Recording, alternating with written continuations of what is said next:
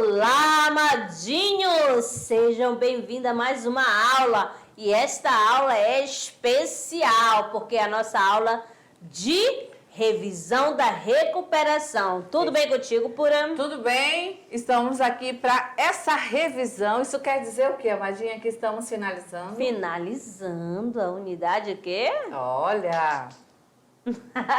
Então, aluno da NASA, vamos embora, vamos lá para a revisão. E tome nota aí direitinho. Vamos revisar a aula 25, classes gramaticais, parte 3, aula 28, oração, frase, período, aula 29, termos essenciais da oração, aula 30, termos integrantes da oração e 31, termos acessórios da oração, fechando aí essa revisão de recuperação com a aula 32, literatura, o quinhentismo no Brasil, beleza? Muito bem, então, vamos lá uma a uma. Classes gramaticais, parte 3.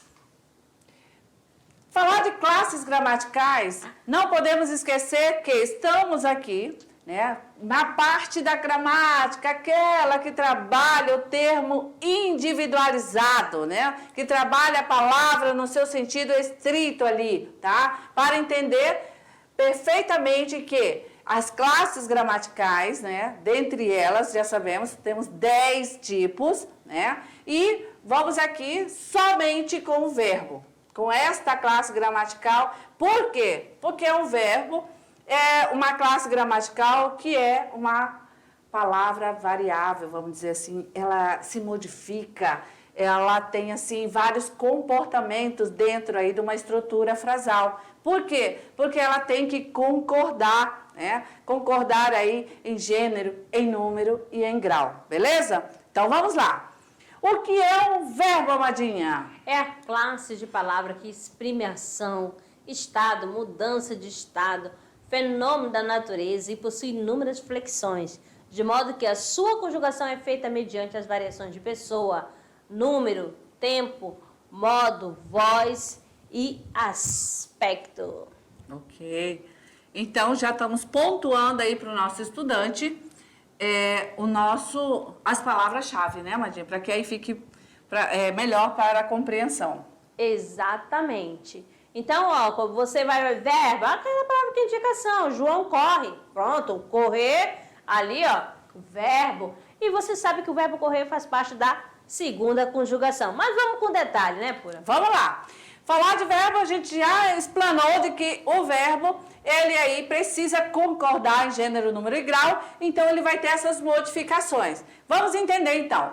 O verbo, ele tem tempos verbais, né? Então, é a primeira aí já mudança em que você vai ter que ficar antenado. Vamos ver o que são esses tempos verbais. Primeiramente, ó, os tempos verbais indicam o momento em que a ação ocorre.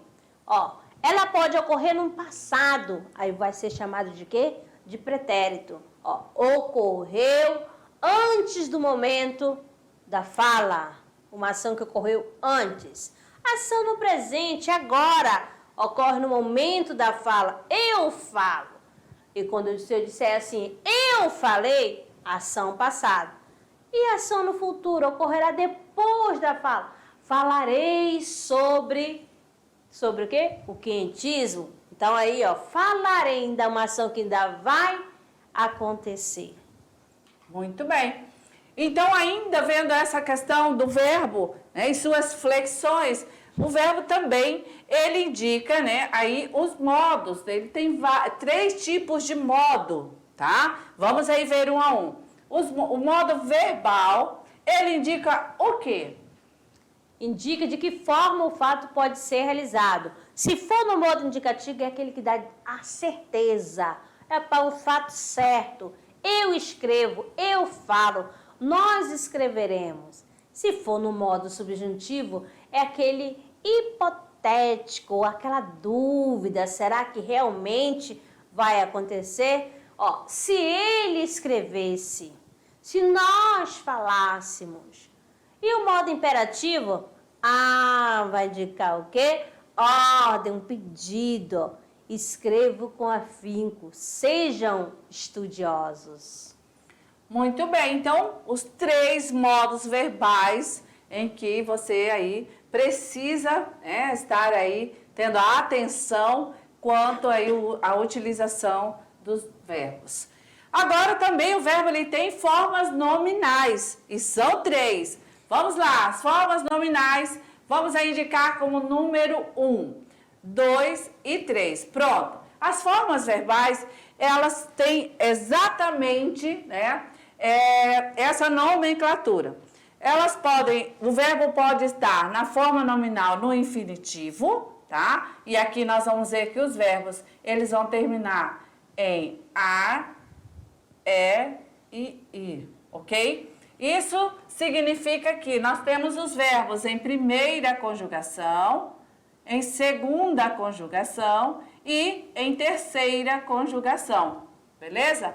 Também no particípio e no gerúndio. Vamos ver um a um aí dessas formas verbais. O infinitivo. O infinitivo ele pode ser pessoal ou impessoal. Quando ele for impessoal, ele sempre vai ficar na terceira pessoa, né? Vai ficar, ou melhor, não haverá a conjugação, né? Não sofrerá mudança. Quando ele for pessoal, ó, o gerente da loja disse para irem embora, infinitivo pessoal, porque houve a flexão. Cantar é uma delícia, ó, cantar da forma que não está conjugada. Então, está no infinitivo impessoal. Particípio. Indicador de ação finalizada na formação de tempos compostos ou como adjetivo. Como assim, amadinha? A terminação ado ou ido. Ó, feito o trabalho, vamos descansar. Aí, no caso, é feito, ito.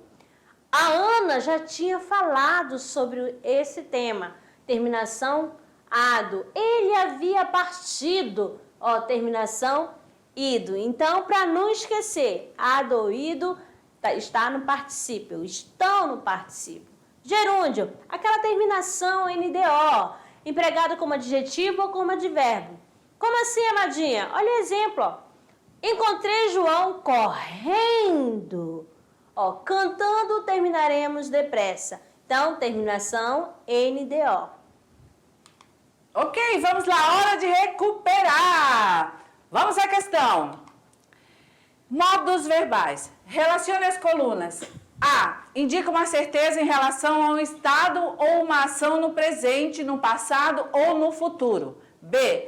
Indica uma incerteza em relação à existência ou não do fato, considerando-o como incerto, duvidoso, eventual ou mesmo irreal. C. Indica uma exortação ou interlocutor para que este cumpra a ação expressa pelo verbo, podendo ser um conselho ou um convite. Vamos lá então, você vai relacionar. Nós temos aí modo subjuntivo, modo imperativo e modo indicativo. Então você vai colocar nessa ordem. Letra A, você ali fez a análise, né? Vamos lembrar que você vai classificar os modos verbais, tá bom?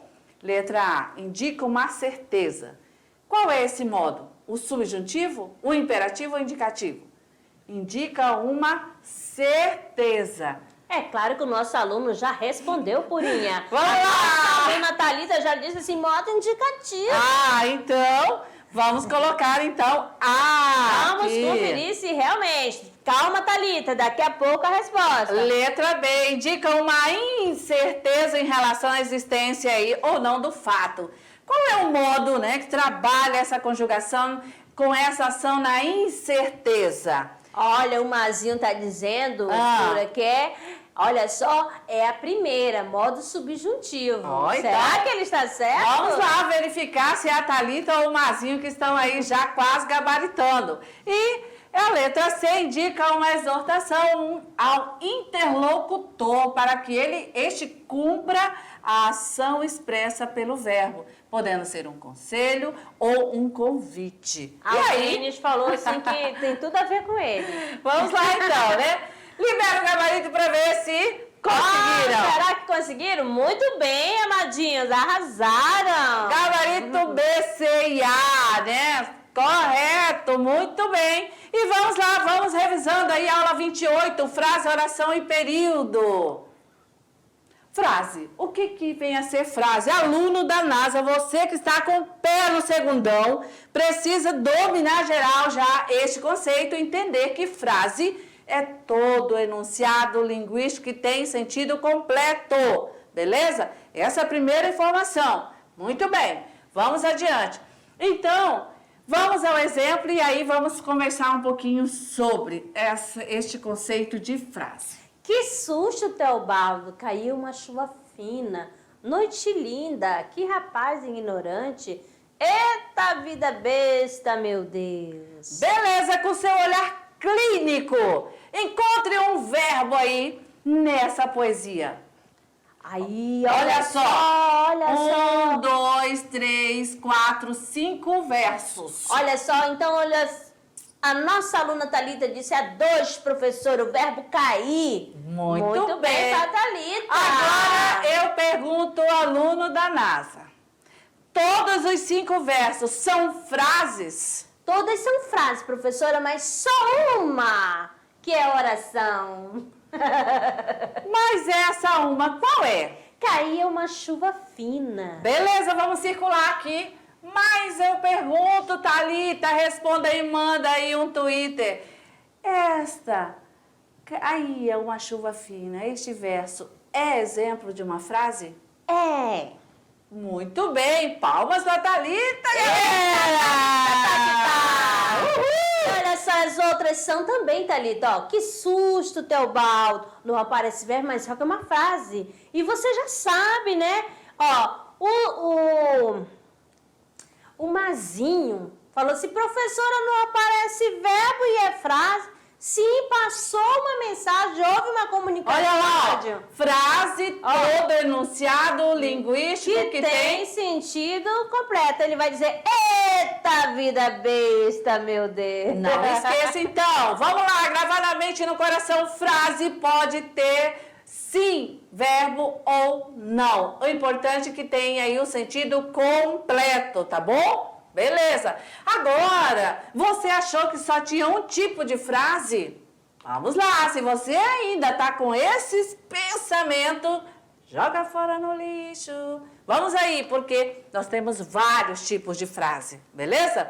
E vamos então entender que o nosso primeiro exemplo aqui, tá? Desejo saber se você aceita um copo de seu suco. Vamos completar aqui, porque sumiu aí, né? Exatamente. Aê, pronto. Ó. E agora? Desejo saber se você aceita um copo de suco, Amadinho. É uma interrogativa indireta, porque olha só, era para ele fazer... Você quer um copo de suco? Você aceita um copo de suco? Se ele falasse diretamente, entendeu? Aí seria uma frase interrogativa direta, mas como ele fez aquele rodeio todo, já aí fica como indireta. E aí esse tipo de frase que tem aí uma interrogativa indireta, não tem aí o ponto de interrogação. Olha só, o laranja pensativa aí, ó. Que dia você volta? Interrogativa direta. Que prova difícil! Exclamando, Amadinho. Fale mais baixo, imperativo, dando ordem. Obrigaram o rapaz a sair, tá afirmando, ó, afirmativa. Ele não está em casa, negativa. Então, a frase pode ser afirmativa, negativa, imperativa, exclamativa e interrogativa. Beleza, então. E aí, vamos adiante. Vamos aí falar sobre oração. Bem diferente, né, da frase. Beleza? Agora vamos entender o conceito de oração. O que é oração, gente? Vamos lá. Oração é todo o conjunto, olha aí, ó. Conjunto linguístico que se estrutura em torno de quem? De um verbo ou de uma locução verbal. Pronto, ó, tá vendo? Bem diferente da frase, que precisa ter um enunciado completo. Avançamos no conhecimento. Agora estamos aqui com a oração. Então, quando você constrói uma estrutura em torno de um verbo ou em torno de uma locução verbal, você está construindo uma oração, aluno da NASA. Vamos lá. Olha só, exemplos aqui, ó, de orações, apenas com uma forma verbal, ó. Sim, eu vi o muro, olha aí, ó, vi é o verbo. Volte logo, volte é o verbo. Então, essa oração aqui é formada apenas por uma forma verbal, por um verbo. Ok, letra B. Duas formas ou mais formas verbais integram integrantes de uma locução verbal. Vamos ver aí esse exemplo. Os cabelos foram ficando brancos, ó. Foram ficando, olha lá. Aí é uma locução o quê? Verbal. Foram ficando. A dupla, né? Falou de locução, sempre duas palavras, tá? Mais um exemplo, deixa eu apagar aqui. A classe está lendo um livro de mitologia grega. Então, está lendo, ó, locução verbal. Então, a oração pode ser formada por uma forma verbal normal ou uma locução verbal. Muito bem. E assim vamos avançando agora, porque vamos falar e revisar, na verdade, período, né? Já revisamos frase, revisamos oração, vamos revisar período. Agora, o que é um período? O período é formado por quem? Por uma oração ou por várias orações. Preste atenção, é todo enunciado que possui verbo e sentido completo. Ou seja, é uma frase com verbo ou uma oração com sentido completo. Então, para formar o período, é necessário que tenha a presença do verbo, ou seja, de uma oração. Beleza, então vamos aqui ao exemplo. Quando eu tenho uma estrutura frasal com apenas um verbo, eu vou chamar o quê? De período simples. Então vamos ao exemplo. O prédio está pegando fogo. Aqui apareceu apenas uma locução verbal. Então, é um período simples. Corram depressa e saiam pela direita. Aí, ó, tem um corram e saiam. Período composto. Eu tenho duas orações. Como que você sabe disso? Pela presença do verbo. Muito bem. Dois verbos, já sabe que o período é composto. Um verbo, uma locução, período simples. Hora de recuperar! Vamos embora, questão 2. Classifica as frases abaixo de acordo com seus tipos. Frase declarativa, frase interrogativa, frase exclamativa e frase imperativa e frase optativa. Letra A, chegamos? Letra B, chegamos. Letra C, desista desse caminho. Letra D, boa sorte. Letra E, chegamos! E agora? Vamos aí, então. Será que o nosso aluno vai ter dificuldade, Madinha? Não vai ter nada, pô. Já tá mandando o gabarito aqui, ó. Então vamos embora! Olha aí, pega aí as suas anotações e confira. Vamos lá. Gabarito da questão. Chegamos? Isso aqui é o quê? Frase interrogativa, porque está sendo feita uma pergunta. E temos a pontuação no final. Letra B, chegamos? Olha só, é uma frase declarativa, porque está declarando a nossa chegada. Letra C, desista desse caminho. É também uma frase aí, o quê? Imperativa. Desista, porque está ordenando ou aconselhando alguém a desistir desse caminho. E a letra D, boa sorte, é uma frase optativa, né? Oxalá, valha-me Deus, pela fé, né? Frase optativa, porque está expressando o desejo de que alguém tenha sorte. E a última, letra E, chegamos, né? É uma frase exclamativa, porque está se manifestando aí a chegada, né? A nossa chegada. E a forma expressiva com emoção, beleza? Vamos adiante, vamos revisar agora os termos da oração. Os três, né? Os termos essenciais, os integrantes e os acessórios. Falar dos termos da oração, vamos aqui entender essas três classificações. Os termos essenciais, claro, eles são fundamentais. O que vem a ser essencial? Fundamentais. E são dois. Uma oração precisa ter sujeito e predicado. Os termos integrantes são aqueles que completam o sentido do verbo. Nesse caso, serão complementos. E esses complementos, eles podem aí ser verbais, tá? E também nominais como agente da passiva. Então, vamos ter três tipos de complemento, beleza? E os termos acessórios, eles aí desempenham uma função secundária. Acessório, vamos lembrar de acessório mesmo, isso que a gente sempre utiliza só para ou ficar bem na fita ou aí para auxiliar a nossa beleza, né? E aí são os adjuntos. Vamos ter os adjuntos adverbiais, adnominais e adnominal e aposto. E aqui nessa tabela nós temos tudo resumido. Vamos lá. Essenciais. Sujeito e predicado. Os integrantes. O integrante são os complementos verbais, o complemento nominal e o agente da passiva. No complemento verbais, eu tenho o objeto indireto, é aquele que vem acompanhado, vai completar o sentido do verbo com auxílio de preposição, e o objeto direto é aquele que vem sem o auxílio da preposição. E quem é agente da passiva? É aquele que vai fazer a ação, vai praticar a ação na voz passiva, ok? E o complemento nominal vai completar o sentido do nome, o próprio nome já diz, complemento nominal, e sempre acompanhado de preposição. Os acessórios, eu tenho o adjunto adnominal, que vai ficar junto do nome, adjunto adverbial, aquele que vai dar a ideia de uma circunstância, e o aposto, que ele vai ser classificado como distributivo, enumerativo, explicativo e comparativo e resumidor. O vocativo não faz parte do termos acessório de integrante, ele é um termo independente, é aquele chamamento. Beleza, vamos aí, hora de recuperar. Vamos aí a questão rapidinho. Olha lá, eu sei que você vai gabaritar. Entusiasmo, garbo e disciplina caracterizam o desfile.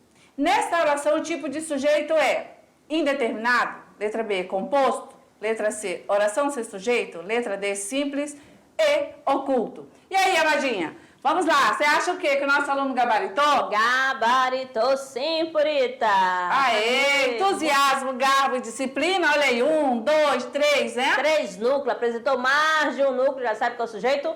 Composto. Assinala a alternativa em que há oração sem sujeito. Letra A, esperanças haverá sempre. B, ninguém trovejou de tanta raiva quanto eu. C, haveria desejado ele tudo isso? D, alguém havia aberto a porta? E, choveu papel picado nas ruas de Curitiba. E aí, amados? É claro que há uma oração sem sujeito, e o aluno não vai jamais errar isso aqui. Letra A, esperanças haverá sempre, né? Porque verbo haver no sentido de existir não tem plural e nem sujeito. Beleza! E aí, uma outra questão para você. Vamos lá, o artesanato, né? Uma das mais ricas expressões culturais de um povo. No Mato Grosso do Sul, evidencia crença, hábitos, tradições e demais referências culturais do estado. No contexto, o trecho destacado veicula a ideia de letra A, explicação, letra B, proporção, letra C, concessão, letra D, finalidade, letra E, conclusão.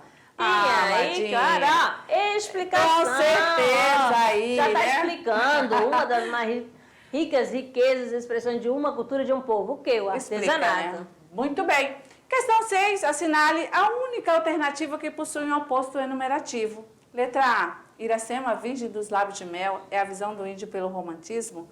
B, pop, sertanejo e rock, esses estilos são muito tocados na rádio da cidade. C, Goiânia, capital de Goiás, é uma cidade linda. D, reeducação alimentar, exercícios físicos e determinação, todos esses fatores são essenciais para a perda de peso. E, 3 coisas são fundamentais para o sucesso, organização, disciplina e compromisso. E aí, Amadinha? É claro, né? É a letra? A letra E, e aqui a gente deixou para o nosso estudante, né? Caso aí ele queira saber por quê, né? E quais são aí a resposta. Vamos de literatura, quinhentismo, dizer que o quinhentismo é uma consequência da Contra-Reforma, né? Em que nós temos pela ocupação dos jesuítas, em que o trabalho deles era nada mais nada menos que catequizar, né? O objetivo, e aí que determinou toda a sua produção literária, tanto na poesia quanto no teatro.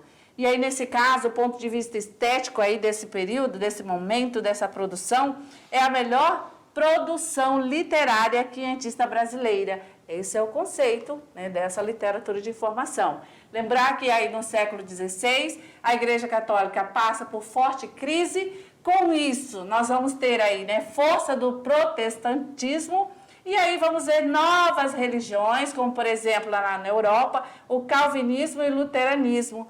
O Concílio de Trento, ele acontece exatamente nesse momento, e aí é claro que nós vamos ter aí os anos de 1545 e 1563, exatamente marcado quando acontece aí o primeiro Concílio de Trento. E aí os assuntos discutidos nessa reunião são vários, inclusive tomada de ações para execução, né? E aí avança aí a questão do protestantismo. Após a reforma, nós vamos ter aí bem a presença do Papa Paulo III, que aí mais uma vez convoca o concílio para a cidade italiana de Trento, ok? E aqui a gente deixa para vocês essa questão na segunda, né, do século XVI, que é a segunda metade, né, que é a partir, na verdade, da segunda metade. As terras elas estão recém-descobertas, né, por isso que é o interesse dos europeus. E aí o quinhentismo representa a primeira manifestação literária no Brasil, tá? Ela ficou conhecida como literatura de informação. É um período literário que reúne relatos de viagem com característica informativa e descritiva. Os textos descrevem as terras descobertas pelos portugueses no século XVI, tá? E aí vamos ver aí bem detalhada a fauna, a flora e o povo. E assim a gente tem aqui o que Anchieta deixou, né? Nos deixou a herança, a primeira gramática em Tupi-Guarani, também insuperável, cartilhas do ensino da língua dos nativos, e diversos autos, né? Que aí seriam aí modelos deixados pelo poeta aí português Gil Vicente, como a moral religiosa aos índios, bem e o mal, anjo e o demônio, ok? Vamos lá recuperar, na verdade, deixar para você aqui essa questão, né, sobre aí a famosa Carta de Achamento do Brasil, mas conhecida como a Carta de Pero Vaz de Caminha. Foi o primeiro manuscrito que teve como objeto a terra recém-descoberta. Nela encontramos o primeiro registro de nosso país, feito pelo escrivão do rei de Portugal, Pero Vaz de Caminha. Podemos inferir, então, a seguinte intenção dos portugueses. Vamos lá. A. Objetivava o resgate de valores e conceitos sociais brasileiros. B. Buscavam descobrir através da arte a história da terra recém-descoberta. C. Estava empenhada em conhecer um pouco mais sobre a arte brasileira. D. Firmar um pacto de cordialidade com os nativos da terra descoberta. E. Explorar a tão promissora nova terra. A, B, C, D ou E. Vamos lá, libera o gabarito, porque eu sei que o nosso estudante aí gabaritou, alternativa letra E, fica para você aí já, claro, a justificativa. Aluno da NASA, não é sorte, você estudou, vai gabaritar, ok? Muito bem, então, valeu, boa avaliação. Uma boa avaliação.